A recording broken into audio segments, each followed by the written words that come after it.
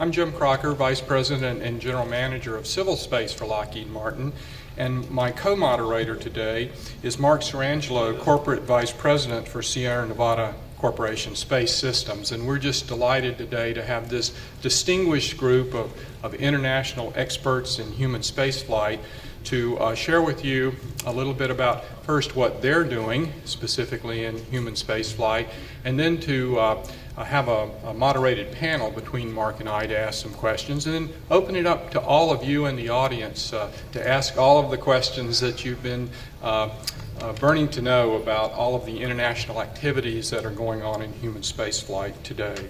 I've already mentioned and introduced Mark. In addition to that, we have Johann Werner, who's the chairman and of the executive board of German Aerospace, that's DLR. Bart Reinen, who's the senior vice president for orbital systems and space exploration of Airbus Defense Space. Fritz Merkel, who's a member of the executive board of OHB Systems. And of course, Jean-Jacques Dordain, the director general of the European Space Agency.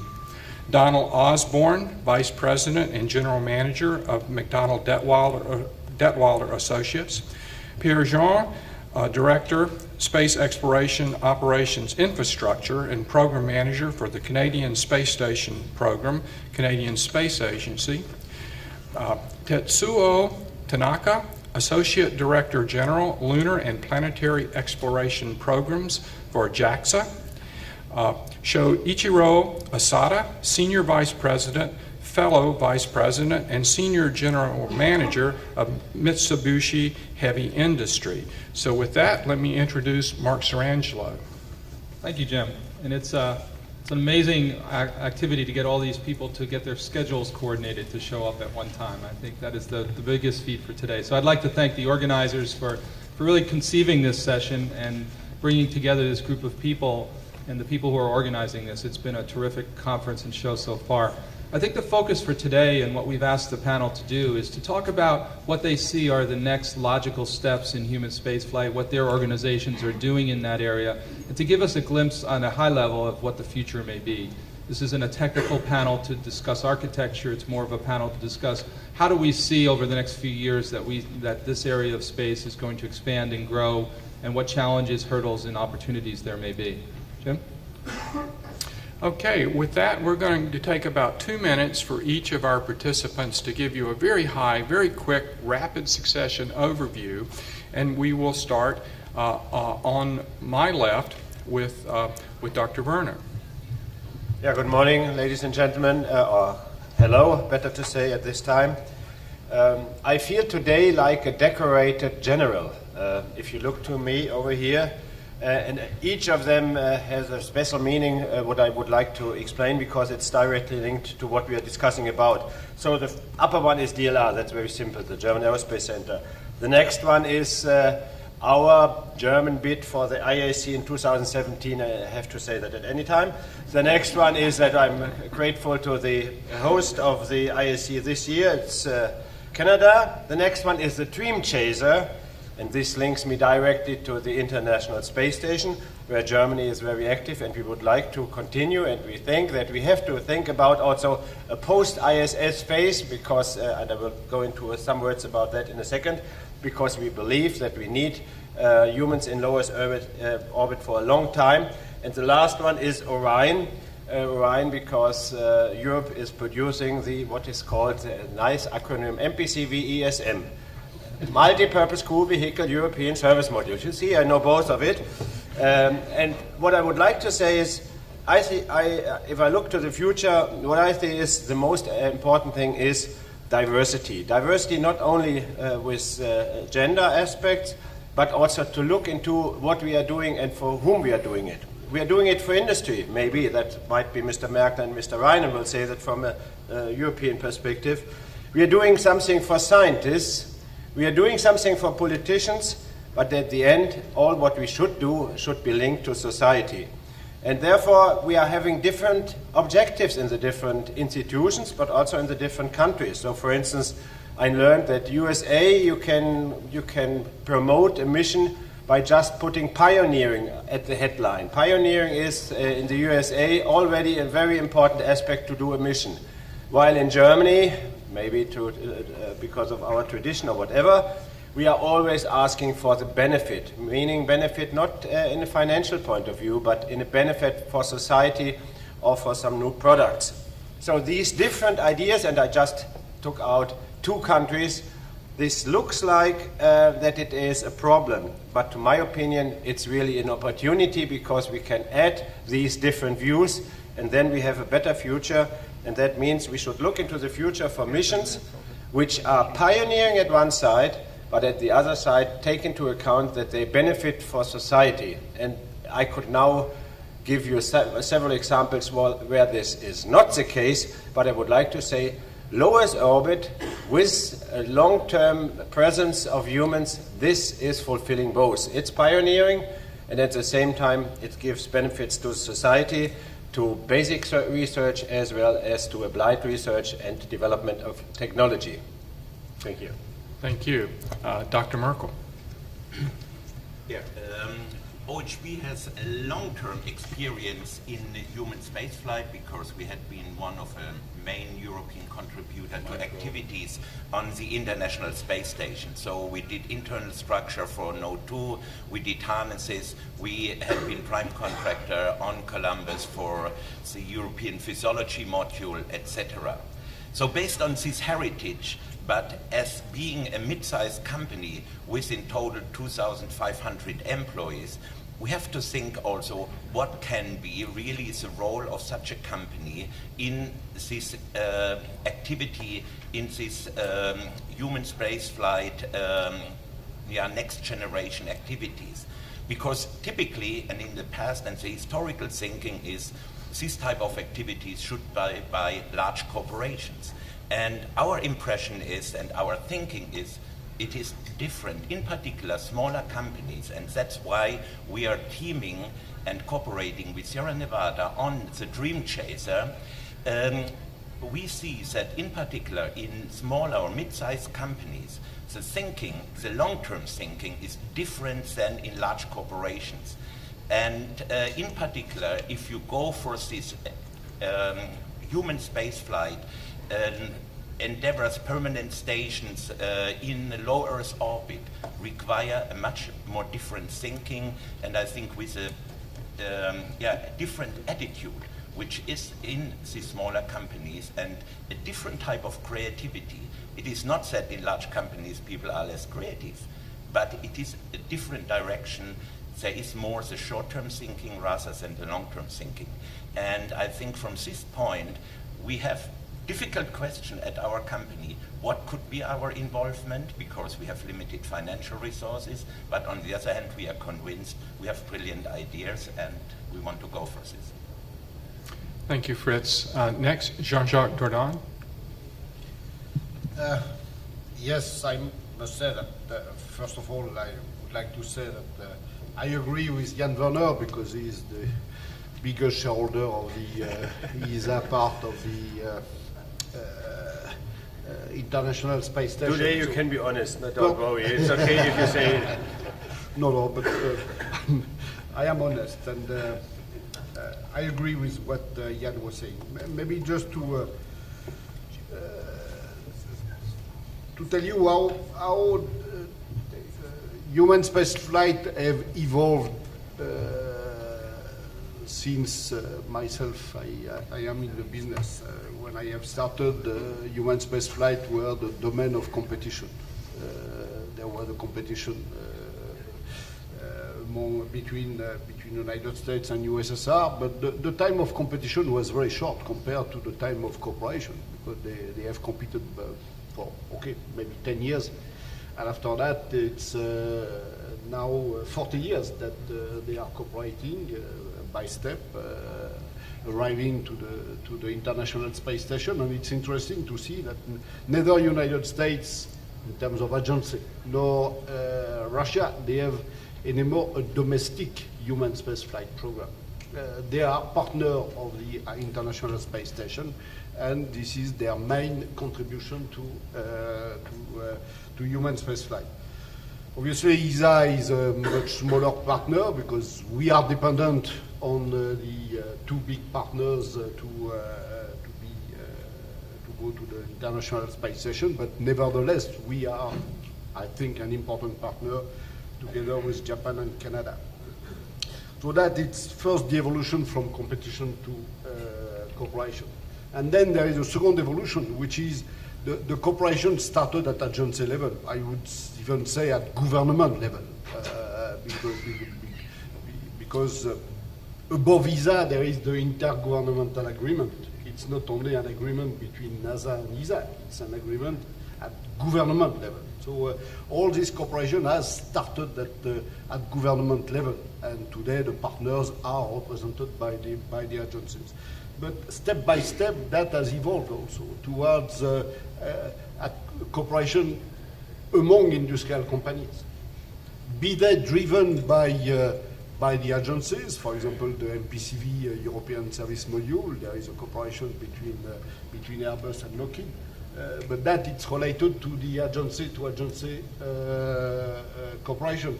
But there is, even beyond that, cooperation among industrial companies which are not driven by agency, even though they are capitalizing on previous investment by the agencies. And this is, for example, the contribution of the Italian industry to Cygnus. Because this is, ESA has not at all been involved in that, neither the Italian Space Agency. It was a purely industry-to-industry cooperation. But obviously, the Italian industry was capitalizing on previous investments made at agency level. So this is just to say that when you say what's next, you have first to look at what was before, and that the evolution was fantastic, because it was in less than 50 years that we had all this evolution, competition to cooperation, government and agency to industry. And I am sure that the future will be made of more and more actors and more type of cooperation. Thank you, Jean-Jacques. Next is Bart Reinen. Bart? Yes, thanks, Jim. And by the way, thanks for inviting me and my colleagues here at this forum. I think it's an interesting topic, and I'm very happy to contribute from an European industrial point of view. So maybe to give you some context. If I look back in the last couple of decades, and you start counting, I think less than 5 important decisions have more or less led to the industrial contribution of at least Airbus in the area of human spaceflight. Whether this was the Space Lab contribution, whether this was the development of Columbus as the European contribution to ISS, whether this was ATV. I mean, these have been extremely important decisions, and we all know these decisions take long to be taken. But it also demonstrates, because I'm talking about decades and less than 5 decisions now, that whenever such a decision is taken, how important it is to provide a baseline for industry, not only to grow an industrial contribution, but also to sustain certain capabilities in a specific domain. Having said that, with ATV, we have the 5th and last mission of ATV currently ongoing on behalf of ESA, connected to the International Space Station. And then one of the decisions I just referred to is more or less over. A program is over. And then it is extremely nice to see and timely well coordinated that from an industrial point of view we can say, okay, we are now to take the next step in terms of human spaceflight and exploration, from delivering cargo to the International Space Station, from a European perspective now to say we take the step beyond, to go and bring crew beyond low Earth orbit, and do this, of course, and I say of course, in an international setting. So I can only very much appreciate what ESA and NASA have done to say, okay, we take the next step, and we take that in a joint endeavor. And Jim, you know that we are in here together with Lockheed, with Airbus, with a huge supply chain on both sides. So for me, this is really the topic for multinational cooperation for the years to come. But it also demonstrates, and going back to the beginning what I said, that such decisions need to be taken timely and well coordinated, because otherwise, if I look at the European context, competences are at risk and need to be managed properly in the domain of human spaceflight or exploration. Thank you, Bart. And next is Pierre Jean. Good afternoon. Good afternoon. I'm glad to be here to represent the Canadian Space Agency. I agree with much of what has been said by my colleagues to the right. And I think as the ISS Program Manager for Canada, we've seen the last 15 years, since 1998, we've lived human spaceflight on orbit with a permanent presence on orbit since that time. And I think it's often overlooked is the strength of that aspect of human spaceflight was the partnership. And I think from a Canadian context, we have learned from very early days in our space history that partnership is essential to our success.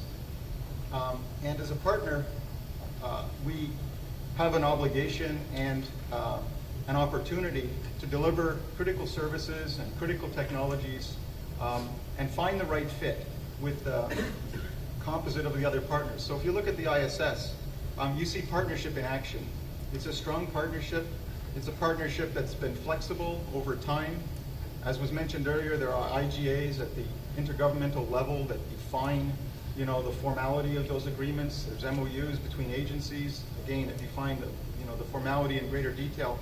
But they still allowed the flexibility to react to situations that could have never been foreseen when these agreements were first written. And what we've learned over time is that it's been a very complementary partnership where one partner has had issues, other partners have stepped forward to be able to contribute and to ensure that as a partnership, as the human space flight experience of today, that it's going to be as successful as it can be, because it has to be successful if we're going to evolve that into future human spaceflight experiences and missions. I think when you look at the partners, this flexibility comes from understanding, comes from communication, and it comes from a lot of the things that are not, implicit in engineers sometimes. It's not all black and white. There's a lot of give and take that makes a partnership successful, that makes an endeavor move forward. And as anyone that's familiar with the ISS has seen how the program has been able to evolve beyond the various challenges that we've faced. On behalf of Canada, as I said earlier, partnership has been a fundamental aspect of our space history. I did a paper here earlier this week on Monday recounting essentially Canada's human presence in space history, past, present, and future. And ultimately, that partnership that we started with NASA in the early days of shuttle, that leverage, that really brought Canada, it gave us the opportunity to really develop a critical technology element for shuttle, which was Canadarm. It evolved us into the International Space Station, which was Canadarm2, our contribution on shuttle, and with the partnership that we had at the US at the time, allowed us to create our own astronaut force. We flew a dozen missions with different astronauts. That would have never been possible as a country alone. So what you find in that bilateral partnership, the successes that both agencies and countries realized was magnified when we joined the International Space Station. I talked a little bit about that, but now it's a multilateral partnership. And there are opportunities that, for the future that we never had in the past. So I think when you look at the future of human spaceflight, I think partnership is going to be a key aspect of that, and we'll talk about that more, I'm sure. Thank you. Thank you, Pierre. And next is Don Osborne. Don? Thank you. As Canada's largest space company, we're involved in many areas: communications, space exploration, specifically robotics, and remote sensing. For the last 50 years, we've been working extensively with both CSA and its predecessor organizations to do many projects, again, some driven by domestic needs, which are paid for out of domestic funds, some which require public-private partnerships, but others, particularly in the area of space exploration, which require international cooperation. Perhaps for all Canadians, the greatest symbol of this cooperation, as Pierre Jean just mentioned, is that of the Canadarm, where the contribution was made in exchange for astronaut flights and participation in the shuttle program. This really epitomizes the cooperation and the results that we achieved through international cooperation. In yesterday's plenary session, there was some discussion about the success of Mars, but I'd just like to point out that Canada's also made it to Mars. Both is there today in its Curiosity rover. We have an instrument which analyzes rock on the end of an alarm. And back to the original Phoenix mission, which is a quick aside. Upon landing, it's a LiDAR environmental instrument, which promptly looked up and found what appeared to be snow. Of course, it was carbon dioxide, but trust Canadians to find snow in a foreign world. Looking forward, I guess we look forward to, again, new projects with partners around this table and others. MDA also looks specifically at how it can exploit its participation. So we look not just at what we can do on these missions, bringing us forward as mankind, but what we can do as a business. And we're proud today not just to be in the space robotics business, but to be in the medical robotics business, to be in the nuclear robotics business. So part of what we like to see is bringing what's in these international missions brought back down to Earth. We think we're successful at that. Thank you, Don. And next is Tetsuo Tanaka. Hi, hello, Tetsuo Tanaka from JAXA.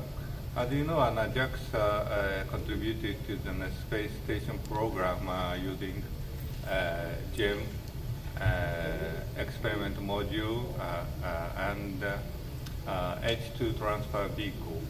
And so I recall the old days. I just started an HTV project. I have some experience to propose common transfer vehicle between ATV and HTV to Professor Doden. And at that time, we tried to very robust and cost-effective transfer vehicle between Japan and ESA, Europe. At that time, under such a circumstance, we couldn't achieve a good result. But I tried to find out mutual benefit. For example, the common component selections and the standardize the operations, especially in rendezvous docking to space stations. And also, I try to such a communication that through technical discussions, we'd like to minimize the technical risks for the development. Finally, as a result, I believe the current HTV and the ATV is under operational successfully, and also I believe that kind of activity in cooperation with NASA, we could establish building vehicle interface standard to the space stations, and also that defines some operations and also some kind of a sensor and communication systems. And this kind of an activity, I believe that result in some adoption of this kind of interface by SpaceX and Cygnus. So I believe that such a cooperation spirit will result in the effective and robust system could be realized among between the in such a global space exploration program in near future. Thank you. And thank you, Tanaka-san. And next is Soichiro Asada. Good afternoon. I'll give you a message from Japanese industry point of view. Japan has no experience to launch human to space by our own transportation system. However, we obtained part of know-how to bring a human to space and to make habitat human in space through the ISS program.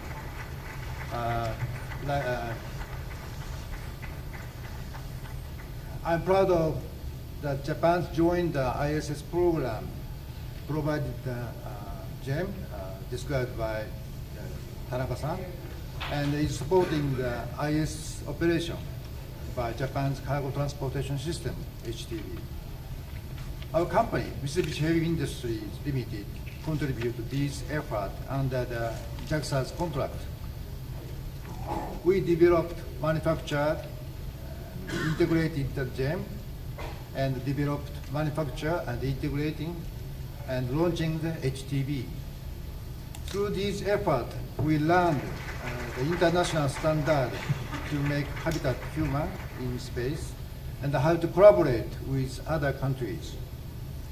When we would have an international collaboration program, I believe that we could contribute several ways.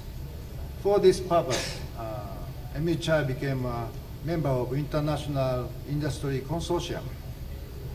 These members are Lockheed Martin and Boeing from United States, and MDA from Canada, and RSG Energia from Russia, and Airbus and Thales Alenia from Europe, and MHI from Japan. In this consortium, we are discussing how to collaborate in future international programs. Thank you. Thank you so much, Asada-san. Now let me turn it over to Mark to ask some questions. Thank you, Jim. I think what we heard here today was really the conversation around partnerships and what that really means. And I think one of the things that's really interesting for us, and we wanted to perhaps get the panel to discuss, is this concept is these types of partnerships, like the ISS partnerships or other international partnerships, are they better run, in your view, by a lead organization or agency and then others participate? Or is it better done in a collaborative environment where groups of organizations and countries will get together and come up with a plan for how to do this? We'd like to see if you might comment on that. John? Yeah, from my point of view, there is no magic formula or magic solution for that. It depends. In the case of ISS, it's very good, at least for us, that there is this intergovernmental agreement, which is more or less a framework within which the different agencies and also industry can collaborate and work on a nice project. However, there might be other projects where we don't need this type of political background. I really believe that we should decide case by case who is a partner, that there is it in a partnership just by bartering, or is it a partnership where we really pay also some money to the other? That should be not excluded in general. Also, I know that it's a little bit more difficult, but my understanding is partnership lives from partner and not from the way I want to get most of it. It needs confidence, trust, and all of this. Otherwise, it's just an economical-based partnership, and that would be not enough for me. So I'm always looking for more than that, which makes it different and difficult. But if you are reaching a partnership based on trust and confidence, then it's much easier to get a project run, because then even if there is some problems in between, you're not first looking on the numbers and how to cheat the other one, but you're looking how to realize the project or the mission overall. Yeah. It's more than just the operations and the numbers. It's also about maintaining a relationship, and because we all know, I think we all would agree that in any long-term relationships, there's going to be significant challenges and great moments where you go out and celebrate, and moments where you want to kill each other. And the partnership is really proven if there is some problem. If everything is fine and everybody is getting more and more and more, that's not partnership. That's nothing. Very good. So I have a question. Go ahead. Fritz, I go ahead. would like to No, give a please. comment to this. I think it's very important. What is the driver for this future mission? The ISS was born out of a certain political situation, also technology worldwide reached a certain level, so it was more a joint effort to demonstrate capabilities agencies, industry all together have. Now we have to look for, do we only focus on something which is ISS second generation, or do we look for different mission, more industrial, more tourism? I think this will determine what type of cooperation one would need. It could be theoretically fully industrial, or is it something, again, a type of outpost for mankind for next 10, 20, 30 years in order to get on a higher technological level jointly before it diversifies into different applications? Or did we already reach this point? Or maybe somewhere in between? So I think one would have to see it from this perspective in addition. Very good. Yeah, maybe to add one point from my side. I first of all fully agree with Jan that there is not one single solution which fits all here. I think it's a little bit like with marriage. Yes, exactly. That was my feeling also. Absolutely. So somehow it must be a combination of equals, but even in marriage, sometimes one partner is a little bit dominant compared to the other one. That can work. But I think what is very important, and this is what I wanted to add to this discussion, is that each individual partner in the partnership is able on the long run to realize its own personal objectives in that partnership. As soon as that is no longer the case, regardless on whether you have a partnership of equals or one dominating factor, the partnership will not work. Very good. Thank you, Jim. Maybe I can say, if the partnership needs more than 10 pages of contract, there's something wrong. Well, maybe 9, but so I have a question. With the increase in commercial space activities, do you see an increase in public-private partnerships for space programs? And along with that, should public-private partnerships be lateral or multilateral, and why? I can answer. I'm a professor. You see, a professor is always trying to give an answer. So from my point of view, there is no should public-private partnerships be bilateral or multilateral or why. There again,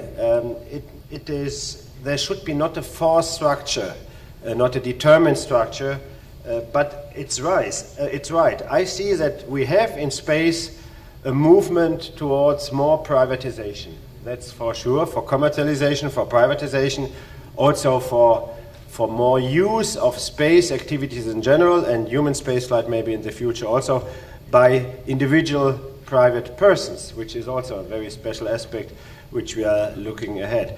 There might be still in the future some areas where the public is a dominating force.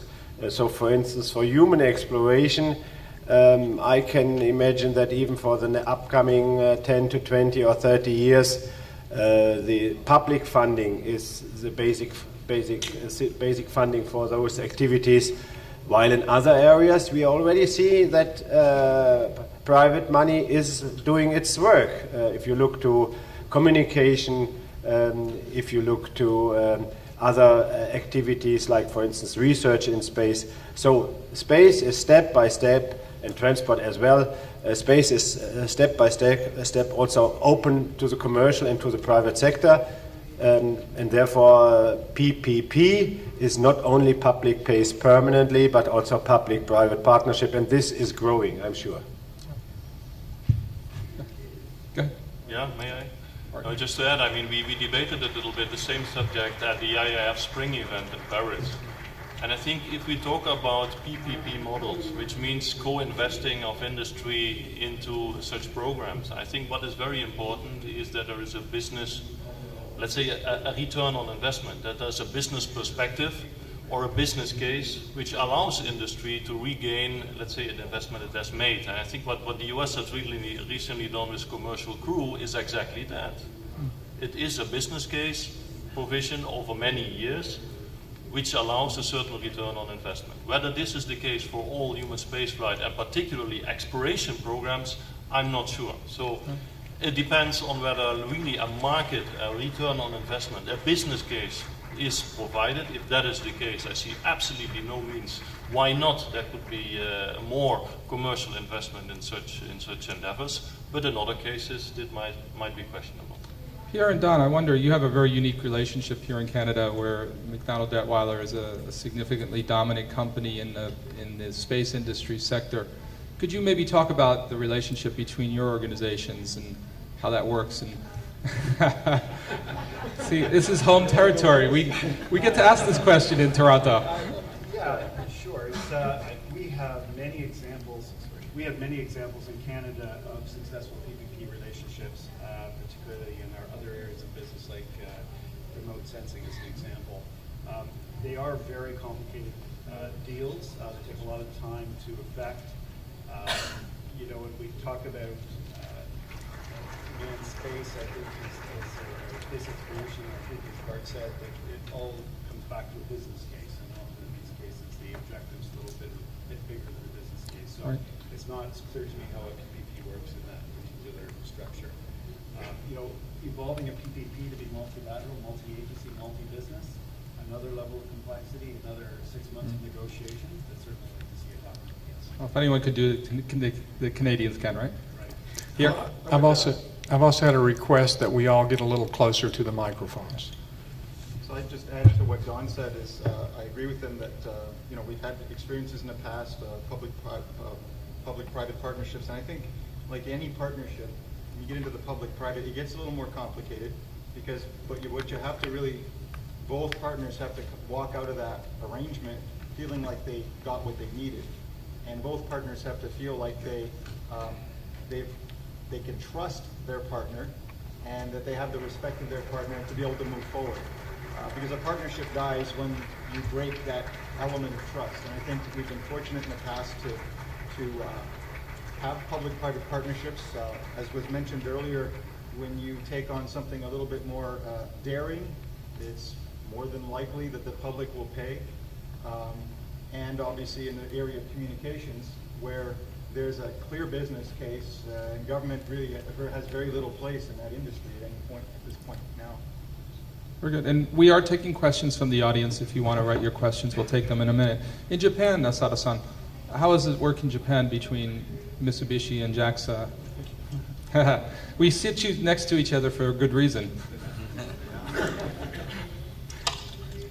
Please. Yes. Yes. The relationship between industry and the government, and how does that in your country? How does that work, or what are the challenges? Yeah, in Japan, there are not so many industries. Therefore, we are fully dependent on the JAXA. And if we invest our money, we consider that is worth to invest program. Therefore, the public-private partnership would be depend on the value of investing. Therefore, as a business, we select which way means a partnership or just under the contract is suitable or not.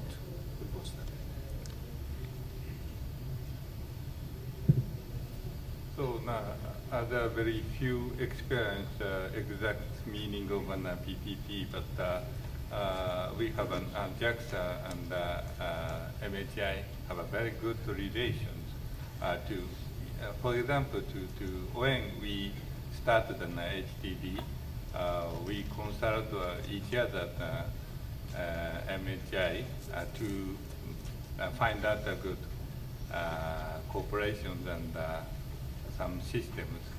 And such activity is performed usually. So after the development, sometimes we can find a good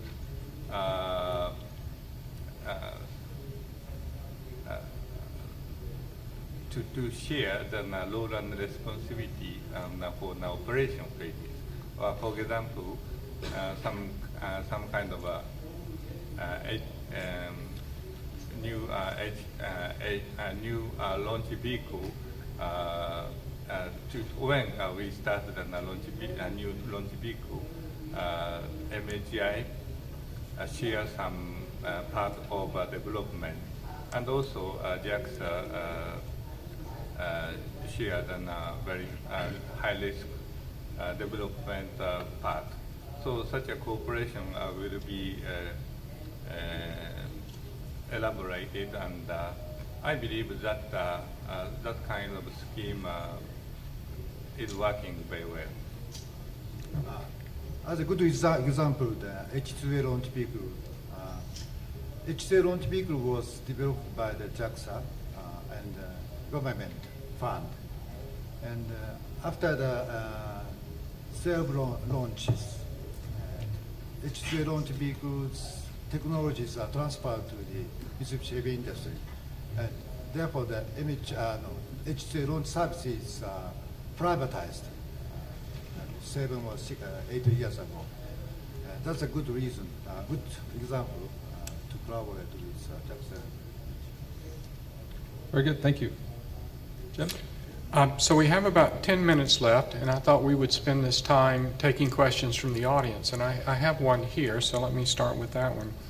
And this question has to do with what the questioner said was perhaps the biggest experiment that we've done on the International Space Station perhaps wasn't science per se, but social science, in the sense that it was the experiment of how many nations work together and collaborate for human exploration in space.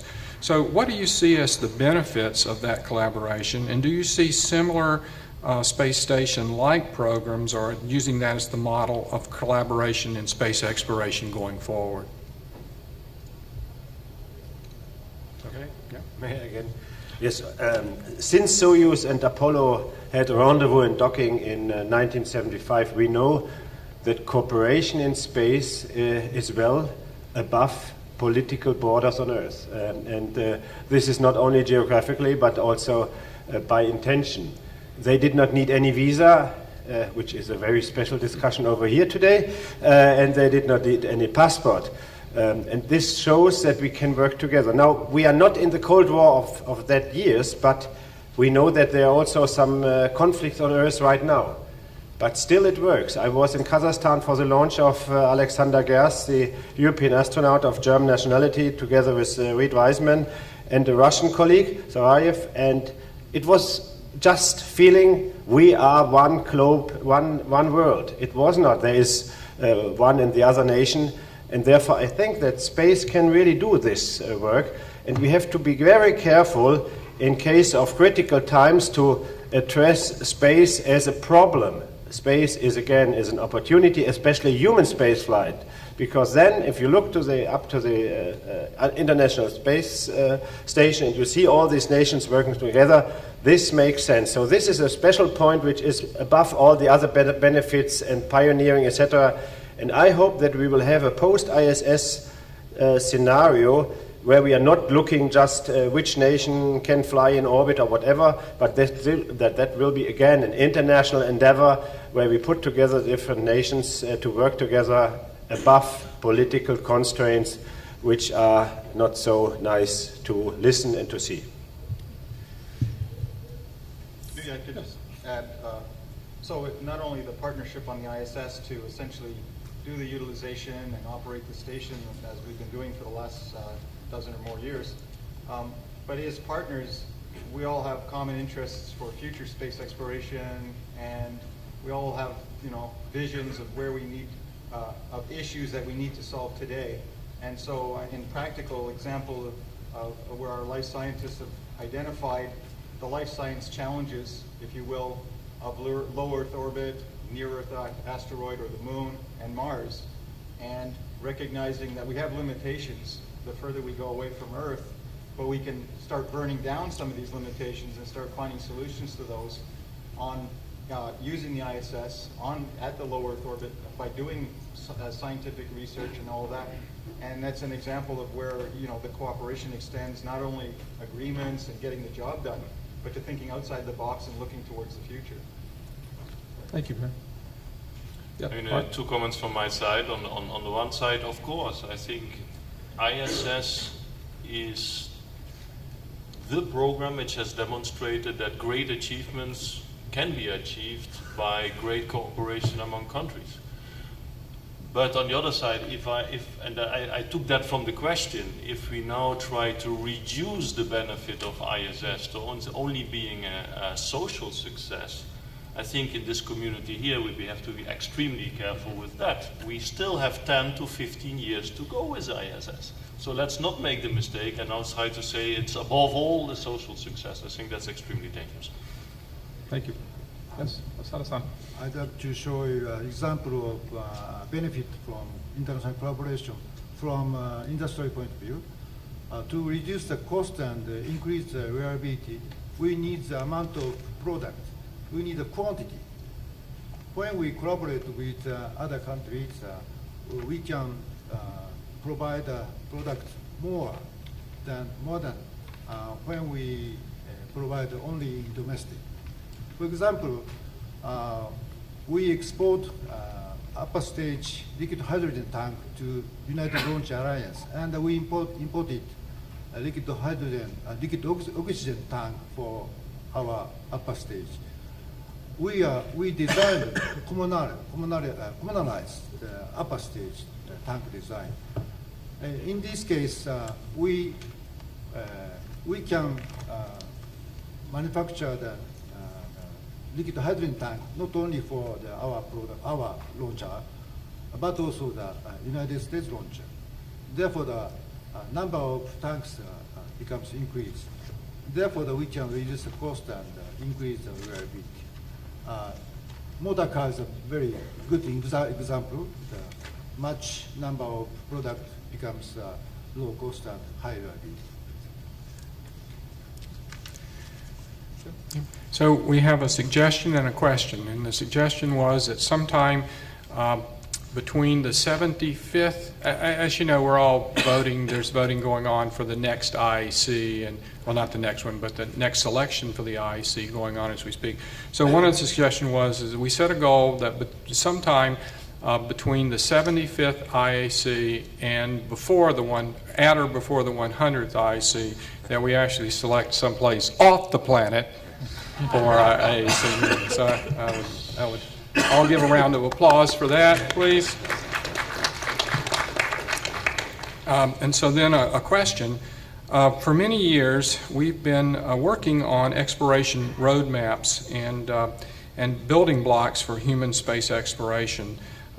And we're really wondering what's going on from the various perspectives. How are we as a community coming together to decide on what either these building blocks will be or what this roadmap might be?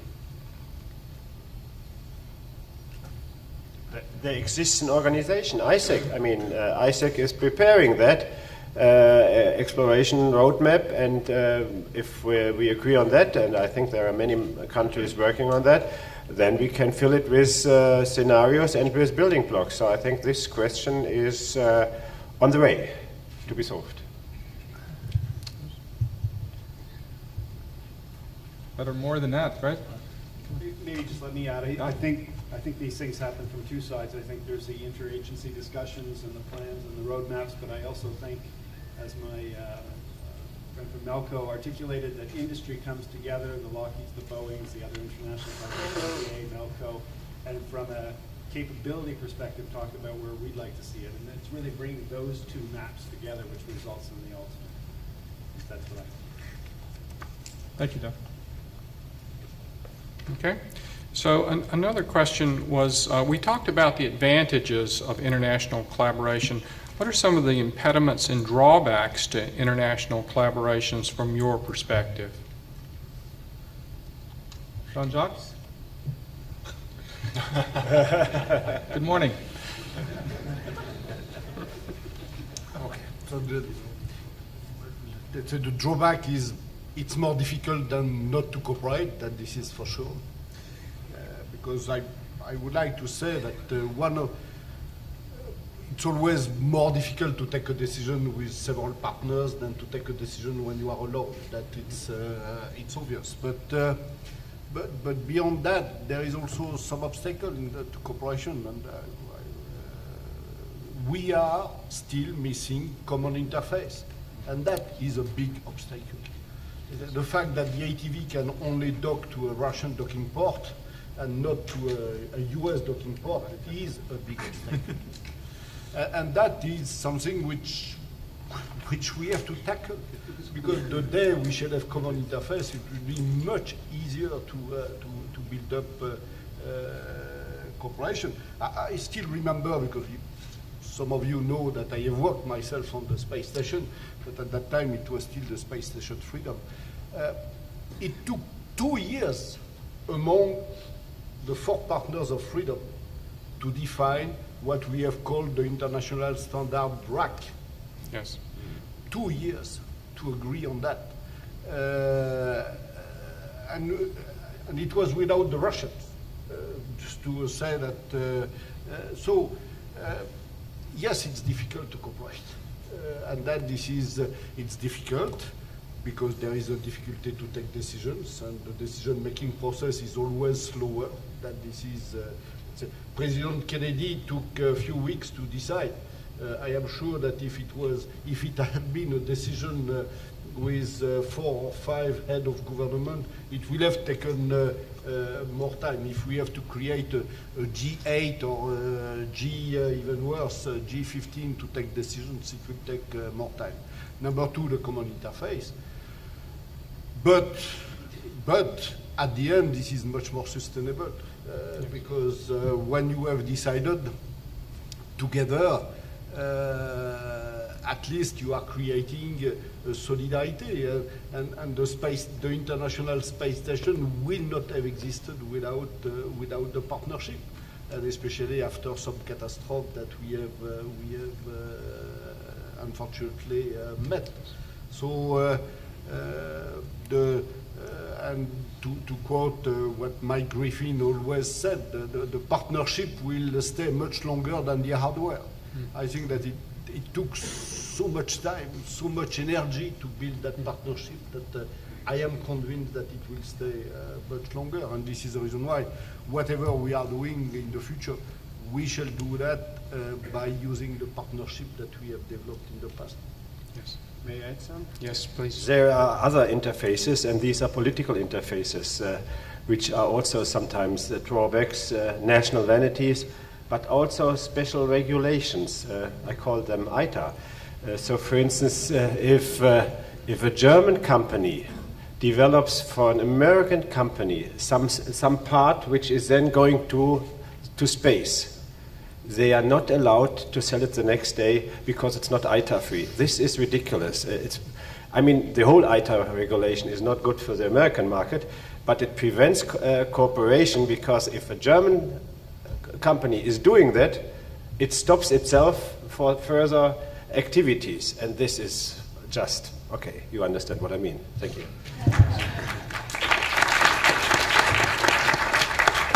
Maybe one. Go ahead. Just add in one sentence, I think cooperation also is mandatory because of the financial situation. I think major endeavors cannot just be taken by one country or by one region of the world. If we look to this complex program. That was a good lead-in. I think one of the big challenges to the collaboration or cooperation is the different stakeholders have different timing.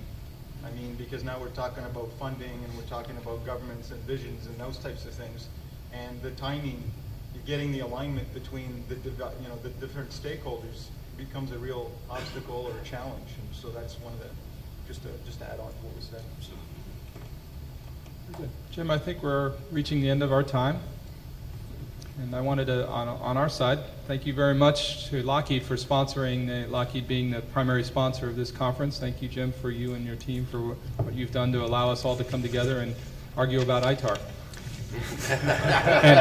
And I'd like to thank all of our distinguished panel members for taking time out of their very busy schedules to be here. Please give them a round of applause and appreciation.